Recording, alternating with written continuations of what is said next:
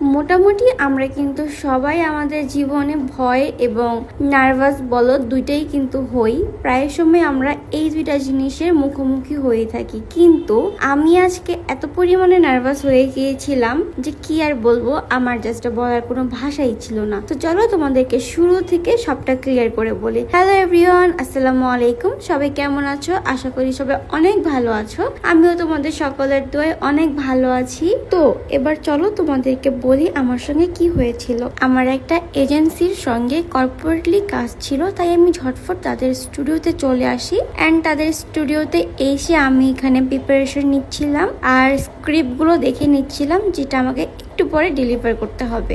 And আমার সব থেকে বড় প্রবলেমটা শুরু হয় এই জায়গা থেকে, বিকজ তোমরা যারা আমাকে চিনো অ্যান্ড আমাকে ফলো করো, তোমরা কিন্তু সবাই জানো যে আমি বাইরের কোনো ফটোগ্রাফার, ইভেন্ট কোনো সিনেমাটোগ্রাফার, ভিডিওগ্রাফার কারোর সঙ্গে কাজ করি না। আমার একমাত্র কাজ করা হয় আরাফের সাথে। এটার পিছনে একটা রিজন আছে, সেটা হচ্ছে ও আমার খুবই ভালো ফ্রেন্ড। অ্যান্ড যেহেতু আমার ফ্রেন্ড প্রফেশনালি সবকিছু করতে পারে, তাই আমার বাইরে কারোর সঙ্গে কাজ করার প্রয়োজন হয় না। কিন্তু আজকে আমি যতই নার্ভাস থাকি, নার্ভাস থাকলেও কিন্তু সেটা আমার কিছুক্ষণের জন্য ছিল। পরবর্তীতে কিন্তু আর নার্ভাসনেসটা ছিল না, কারণ আমাকে একটা জিনিস অনেক বেশি কনফিডেন্স দিয়েছে। সেটা কি জানো? আমার এই সুন্দর আউটফিটটি। আমি তোমাদের এর আগেও অনেকবার বলেছি, একটি সুন্দর আউটফিট কিন্তু তোমার ব্যক্তিত্বকে আরো বেশি সুন্দরভাবে প্রেজেন্ট করে। সো এই আউটফিটটি পরে আমার যত বেশি আরাম লাগছিল, তত বেশি কনফিডেন্স আমার গ্রো আপ হচ্ছিল।